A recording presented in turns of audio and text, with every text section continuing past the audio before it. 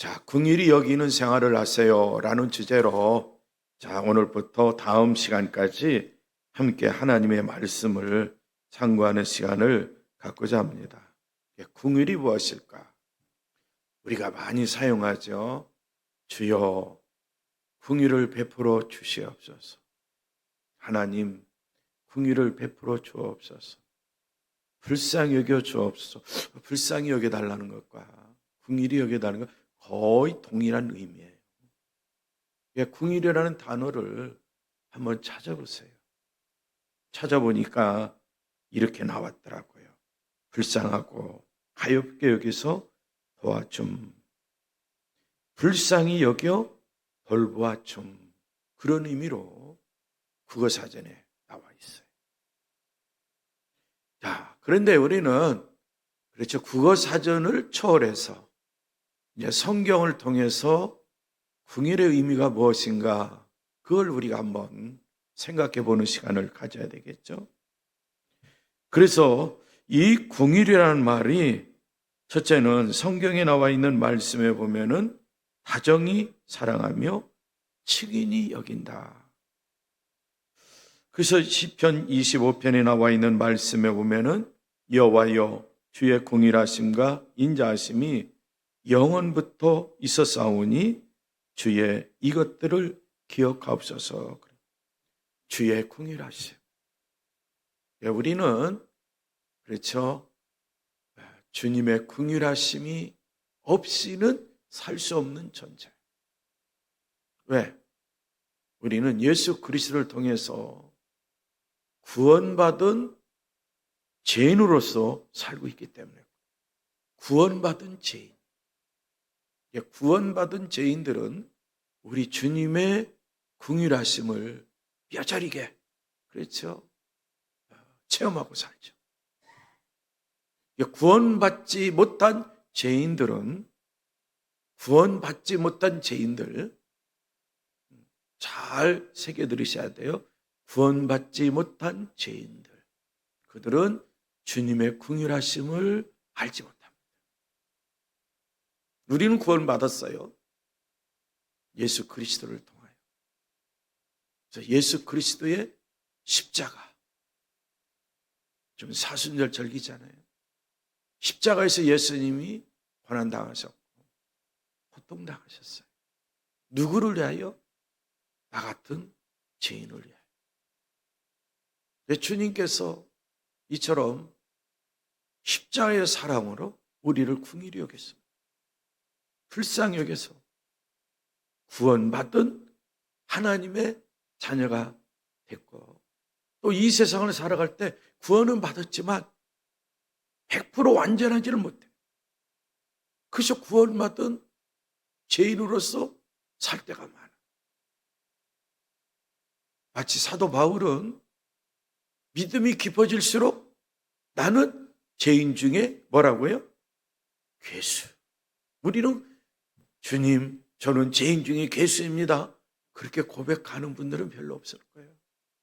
근데 사도 바울은 깊이 있는 신앙생활하면서 우리 주님을 생각하고 또 자기 자신을 바라볼 때마다 주님 앞에서 나는 구원받았지만, 사도의 직분을 수행하고 있지만, 그러나 구원받은 사람으로서 죄인 중에 죄인이다, 괴수다, 그렇게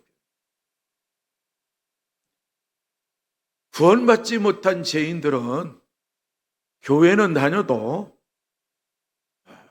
물과 성령으로 거듭나지 못하고 예수 그리스도를 통하여 구원의 확신이 없는 사람들, 예수 믿지 않는 사람 마찬가지고 구원받지 못한 죄인들.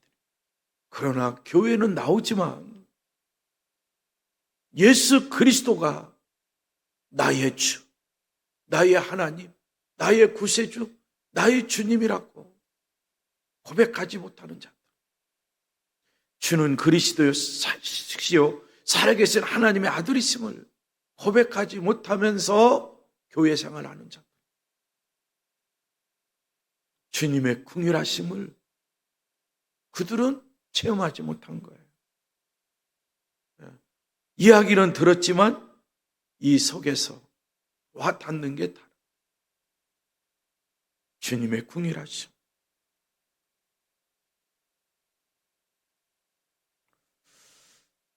궁일을 보면 누가복음 1장 54절에 보면 마리아의 찬가 중에서 이런 말씀이 나요. 그 종 이스라엘을 도우사 궁일이 여기시고 기억하시되.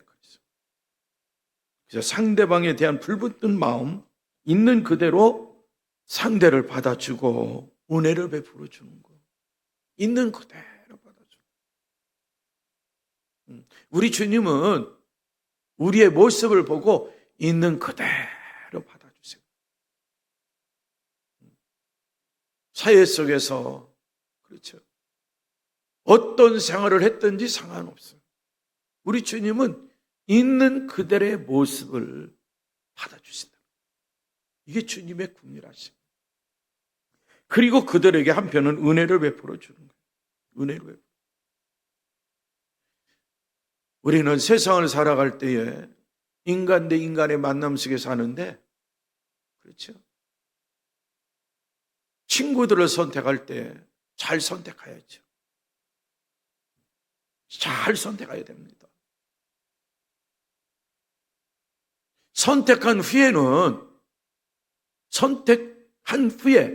선택하기 전에는 신중을 기해야 돼요. 그리고 선택을 했다면 친구를 그대로 받아줘야 돼요. 있는 그대로 받아줘야 돼요. 선택하고 보니까 겉과 속이 다르네? 그래가지고 내팽개치면 그 친구는 또 어떻게 될까? 한번 생각해 보세요. 우리 청년들, 친구들 많죠? 진짜 마음과 마음이 통할 수 있는 친구들. 그런 친구를 선택해야 되는데, 그런 친구를 선택할 때는 우리 믿음의 청년답게 기도하고 하나님의 말씀에 한번 비춰보고, 그리고 신중을 기해서 친구를 선택합니다. 한번 선택했다면 그를 있는 그대로 받아주고, 그리고 함께 그 생활을 해야 돼요. 친구로서. 내가 필요해서 친구를 선택했어요. 그때는 필요해서 마음과 마음을 통하는 것 같은데 내 필요가 채워졌어. 그리고 나서 그 친구를 버려. 그러면 인간의 도리상 어떻게 될까? 그건 우리 그리스도인 상상에 맡기겠어요. 우리 주님 다시 말씀합니다. 우리의 모습 그대로 받아줬어요. 오히려 우리의 모습 그대로 받아줬을 뿐만 아니라 있는 그대로의 모습을 보시고 우리를 택해 주셨어요. 택해 주셨어요. 그리고 받아주세요. 그래서 우리는 항상 주님의 궁일하심을 입고 사는 그리스도인. 자, 구약 성경을 보면은 이 궁이라는 단어가 두 단어예요. 첫째는 라하밈, 그렇죠? 라하밈. 두 번째는 우리 그리스도인이 잘 아는 헤세드. 헤세드는 많이 들어보셨을 거예요. 헤세드. 라하밈은 부모가 자녀에게 베푸는 궁일. 부모님이라면 자녀에게, 그렇죠, 베푸는 궁일이 있습니다. 또 형제지간에도 마찬가지예요. 형이 동생에게, 그렇죠, 베푸는 궁일. 이게 이제 부모가 자녀에게 베푸는 궁일. 이것을 다른 말로 하면 부모님의 사랑. 형이 아우에게, 동생에게 베푸는 궁일. 이것은 형제 위에, 이렇게 표현할 수 있습니다. 자, 그런데 우리 그리스도인들이 라하밈은 바로 이와 같은 의미 속에서 가난하고 어려운 이웃들에게 긍휼을 베푸는 삶을 표현할 때에 라함임, 이 긍휼이라는 단어를 써요. 마치 부모님이 자녀를 대하듯, 형이 동생들을 대하듯. 그렇죠. 부모와 형제 사이에는 사랑과, 그렇죠, 깊은 정이 오가는 거죠. 때로는 다툼이 있을 수도 있어요. 그런데 또 부모와 자식 간의 관계, 형제지간의 관계, 나중에 사랑이라는 단어와 그리고 애틋한 정이라는 단어가 합쳐져서 긍휼을 베풀면 그 한순간에 모든 것이 다 사라져.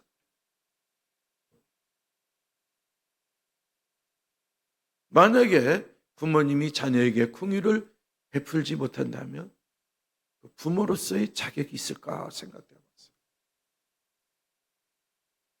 봤어요. 부모님은 자기 자식을, 그렇죠, 받아줄 때 있는 그들의 모습을 받아줘야 돼요. 만약에 그렇지 않으면 그 자식은 부모님 곁을 떠나버립니다. 부모님 곁을 떠나면 어떤 사람이 내 자식을 받아줄까? 그렇지 않아요. 부모 곁을 떠난 자식을 어떤 사람이 받아주면 자칫 잘못 내 자녀는 더 망치는 길로 걸어가고 있는 거예요. 그거 잘 새겨드려야 돼요.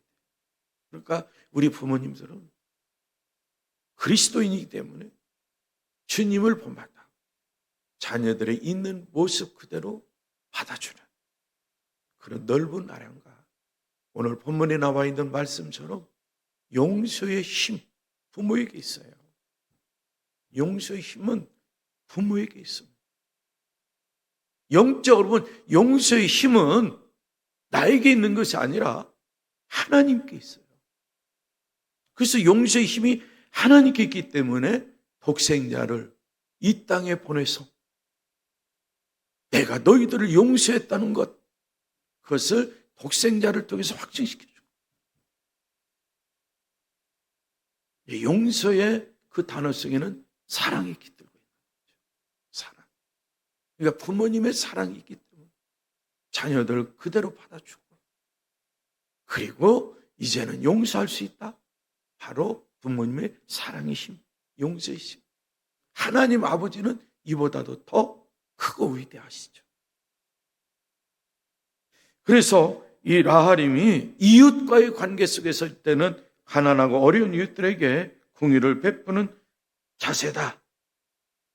바로 마치 부모님이 자식에게, 형제 사이에 애틋한 정과 사랑이, 그렇죠, 서로 나누면서, 그래서 불쌍히 여기는 마음이 있잖아요.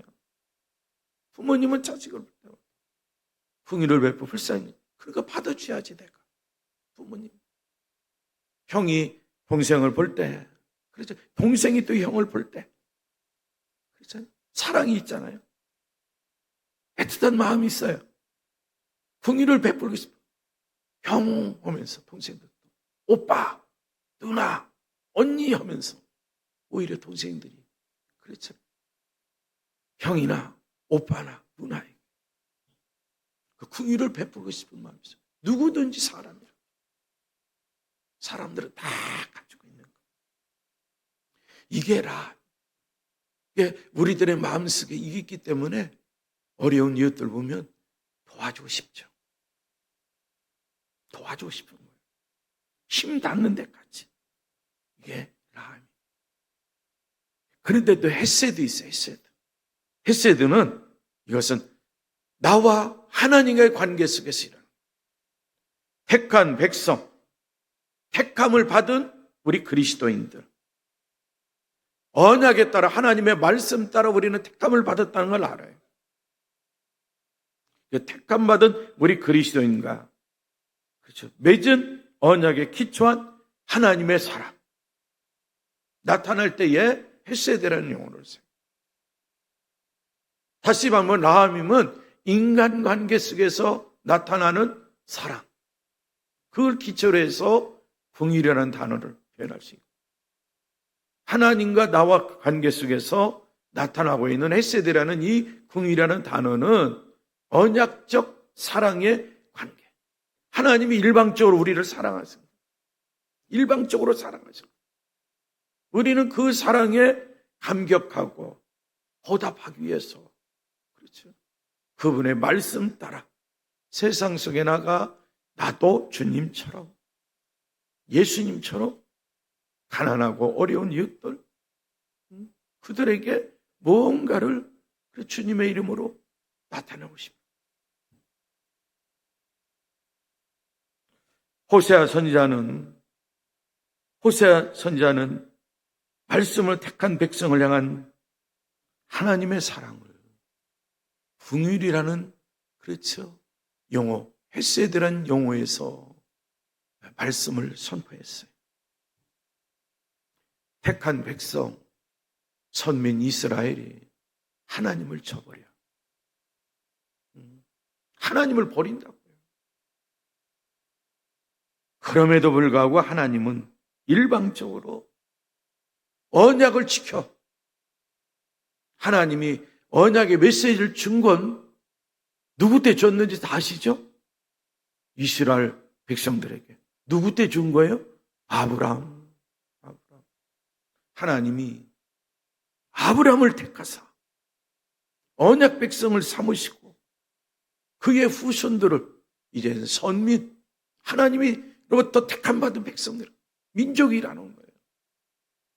그러면서 자자손손 언약 백성으로 살아가게. 그런데 그들이 순간순간 하나님을 저버려. 그럼에도 불구하고 하나님은 하나님이 하신 말씀이 있기 때문에 그 언약의 말씀을 지키시면서 끝까지 그들에게 사랑을 베풀어, 긍휼을 베풀어. 이건 일방적이에요, 하나님. 그래서 마침내 우리가 이제 잘한 거예요. 성육신 사건, 예수 그리스도를 통해서 절정에 이르기는 하나님의 사랑의 절정. 다시 말해 하나님의 사랑의 절정체가 누구냐? 독생자예요. 최고조로 이르게 한 것이 뭐예요? 십자가에서 죽게 만들어. 사랑의 최고조. 우리 주님도 그랬잖아요. 친구를 위하여 목숨을 버린다? 이보다 더 큰 사랑이 없다. 예수님이 사역을 하시면서 말씀합니다. 그거 다 예수님의 말씀을 들으면 다 이해가 돼. 그렇지. 내 친구가 나를 위하여 희생을 했어. 죽기까지. 이보다 더 큰 사랑 없지. 나를 위한 사랑. 이거 사회에서도 그렇잖아. 근데 마침내 예수님이 십자가에서 우리를 위하여 죽으셔. 하나님의 사랑의 최고조에 이룬 거예요. 그러면서 긍휼을 베풀어 주신 거예요. 우리는 주님의 긍휼하심을 잊고 하나님께서 독생자를 붙여 십자가에서 사랑을 확증시켰다는 것을 우리가 마음속에 믿고 확신하면서 그 십자가의 사랑을 생각할 때마다 우리는 감사하면서 눈물 흘릴 때가 있죠. 오늘날 많은 사람들이, 그렇죠, 눈물이 메마른 시대에 살고 있는데 십자가를 생각할 때마다 우리는 저절로 눈물이 나와야죠. 나의 모습 그대로 받아주신 주님, 하나님, 천국 백성 삼아주시고 세상 길로 가지 않고 우리 주님만을 믿고 따를 수 있는 그런 길로 인도해 주시니 너무나 감사하다. 그래서 우리가 살아야 돼. 긍휼하신 성품, 우리 주님을 통해서 나타냈다는 거죠. 자, 그러기에 우리는 이제는 긍휼을 베푸는 자가 돼야 되는데 여기까지 하겠어요. 긍휼은 내가 이웃들에게 긍휼을 베풀어야죠. 우리는 긍휼을 입었습니다. 그렇죠. 하나님 아버지로부터 긍휼을 입었고 우리는 그리스도인이니까 세상 사람도 마치 부모와 자식 간의 관계, 형제間의 관계, 우리와 세상 사람과 똑같아. 그들도 부모는 자녀를 사랑해. 형제지간에도 돈독한 우정이 있어. 형제지간에 그렇죠? 사랑의 정이 있어요. 우리도 마찬가지고 예수 믿지 않는 사람도 마찬가지고. 그러나 언약적 사랑의 긍휼하심은 하나님부터 우리가 혜택을 입고 사는 거예요. 그래서 우리는 말씀에 근거해서 이웃들에게 긍휼을 베푸는 삶을 살아야 되는데, 그런데 첫 번째, 이 긍휼은 선택이라는 거예요. 내가 선택해야 돼. 내가 이웃들에게 긍휼을 베푼다? 하나님이 강압적으로 강제적으로 시키겠지? 그건 잘못된 신앙관이야. 잘못된 신앙관. 내가 그리스도인으로서 이웃들에게 긍휼을 베푸는 건 뭐라고요? 나의 선택에 달려있어. 예수님이 선한 사마리아 사람의 비유의 말씀을 통해서 이 사실을 가르치고 있어요. 어떤 강도 만난 사람. 그렇죠? 세 사람이 지나가잖아요. 첫 번째 사람 왔는데 강도 만난 사람의 모습을 봤어요. 근데 그냥 지나쳤어요. 두 번째 사람도 봤어요. 똑같은 광경을 봤어요. 피하여 갔어요. 세 번째 사람, 사마리아 사람, 똑같은 광경을 봤어요. 피하여 가지 않았어요. 자기 자신이 그렇죠? 선택을 했어요. 저분을 긍휼을 베풀어야 되겠다. 내가 저분에게 필요한 것을 공급해 줘야 되겠다. 선한 사마리아 사람이 선택을 합니다. 하나님이 시킨 것도 아니에요. 예수님이 시킨 것도 아니에요. 예수님이 비유에 말씀을 하신 거잖아요. 사마리아 사람. 그 광경을 보고 저분 그냥 두면 안 되지. 그냥 두면 죽지. 생명을 살려야지. 그래서 그분은 긍휼이라는 이 단어를 선택한 거예요. 마음속에서 딱 선택해가지고 가서 직접 그분의 필요한 것을 도와준 이야기 너무나 잘 아실 거예요. 내가 이웃들에게 도움을 줄 수 있는 형편이라면, 능력이 있다면, 하나님이 베푸는 은혜가 있다면 어렵고 힘든 사람들, 도움이 필요한 사람들, 내 눈에 들어왔을 때, 내 귀에 들려왔을 때 첫 번째 사람처럼 보고 가지 말고, 두 번째 사람처럼 보고 피하여 가지 말고, 눈으로 보든 듣든 내 마음속에서 그렇죠? 선택을 해야 돼. 하나님께서 나에게 베풀으신 긍휼하심, 그 은혜, 내가 이 일을 감당함으로 주의 자녀로서 긍휼히 여기는 삶을 살겠습니다.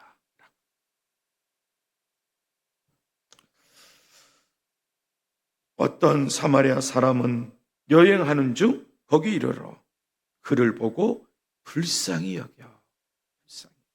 마음속에 불쌍히 여겨. 내가 선택하는 거야. 내가 선택. 그래서 긍휼이라는 것은 순간의 선택이에요. 순간의 선택. 그래서 장기적인 측면에서 보면 긍휼을 표현할 수도 있어요. 야, 늦게라도 하지. 그 불쌍한 사람들 도와줘. 그렇죠. 장기적 차원에서 내가 좀 더 나아지면 그건 안 돼. 불쌍히 여길 수 있는 마음은요, 순간적으로 선택을 하고, 그렇죠. 그때에 그렇죠. 긍휼을 베푸는 자가 돼야 돼. 자, 긍휼은 순간의 선택이라는 걸 분명히 알아야 돼. 그리고 두 번째는 긍휼이 뭔가? 긍휼은 하늘로부터 내려온 눈물이에요. 하늘로부터 내려온. 하늘에서 내려. 과학자들에 의하면 눈물에는 3가지 종류가 있다고 그래요. 3가지 종류만 하고 기도하겠어요. 첫째는 기본적인 눈물. 기본적으로 눈물 흘리는 거 아세요? 두 번째는 반사적인 눈물. 기본적인 눈물은, 그렇죠, 끊임없이 눈물이 나와야 돼. 눈알이 있잖아요. 여기서 눈물이 나와야 돼. 눈물이 나와서, 그렇잖아요, 마르기도 하고, 그 다음에 눈 밑에 위에 딱 구멍이 있어가지고 그 구멍으로 눈물이 흘러서, 그렇잖아요, 콧속으로 해서 이제 식도로 해서 흘러나가는 거예요. 기본적인 눈물. 만약에 기본적인 눈물이 없으면 안구 건조증에 걸려요. 안구 건조증. 눈이 뻑뻑해. 인공 눈물을 넣어야 돼. 기본적인 눈물이 안 나오고. 두 번째는 반사적인 눈물이 있어요. 반사적인 눈물이 예를 들면, 제가 좋아하는 대파라든지 양파 생으로 먹어. 칼로 잘라가지고. 그리고 그 냄새가 눈으로 들어와요. 나도 모르게, 그렇죠, 눈물이 나와. 반사적. 너무 눈이 매웠기 때문에. 이게 이제 반사적인 눈물. 예를 들면 그래. 반사적. 상대방을 봤을 때 너무나 불쌍해. 반사적으로 눈물이 나올 때가 있어. 근데 그 순간에 내가 긍휼을 선택하지 않으면 그것으로 끝나. 눈물로 끝나는 거예요. 눈물로 끝나. 기본적인 건 우리가 살아가면서 이렇게, 우리는 희로애락 속에 눈물을 흘리죠. 반사적으로. 기쁜 일이 있어. 잘 됐구나. 눈물로. 슬픈 일을 당했구나. 그래.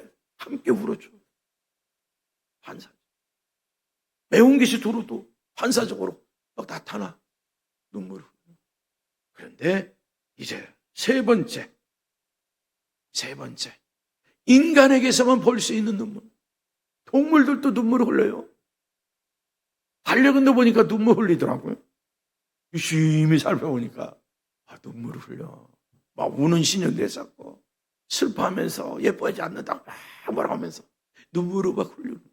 그런데 세 번째, 인간만이 흘릴 수 있는 눈물. 그 눈물은 어떤 눈물일까? 여기서부터 다음 주일에 살펴보죠. 하나님 감사합니다. 하나님의 긍휼하심이 있기에 오늘 우리 모든 그리스도인들 여기까지 왔습니다. 긍휼을 베푸시는 하나님의 은혜를 생각할 때마다 감사하고 늘 감사하며 사는 우리 믿음의 청년들, 우리 모든 그리스도인들 되게 하여 주옵소서. 예수님의 십자가의 사랑이 없었더라면 나라는 존재는 지금 어떤 생활을 하고 있을까? 때로는 끔찍한 생각까지 들 때도 있지만, 그러나 하나님 아버지께서 우리를 택하시고 있는 모습 그대로 받아주시고 예수 그리스도를 통해서 긍휼을 베풀어 주시사 지금까지 생활에 오신 걸 생각할 때 감사하고 감사합니다. 우리 주님의 긍휼하심을 받은, 그리고 긍휼하심 속에 생활하고 있는 우리 모든 그리스도인들, 믿음의 청년들, 이웃들을 향하여 이제 주의 긍휼하심을 나타낼 수 있는 그리스도인이 꼭 되도록 은혜를 베풀어 주시옵소서. 이 세상 속에서 하나님의 능력을 체험하되 긍휼을 베풀면서 하나님의 능력도 체험하며 사는 우리 모든 심령들 다 되도록 은총을 베풀어 주시옵소서. 예수님의 이름으로 기도하옵나이다.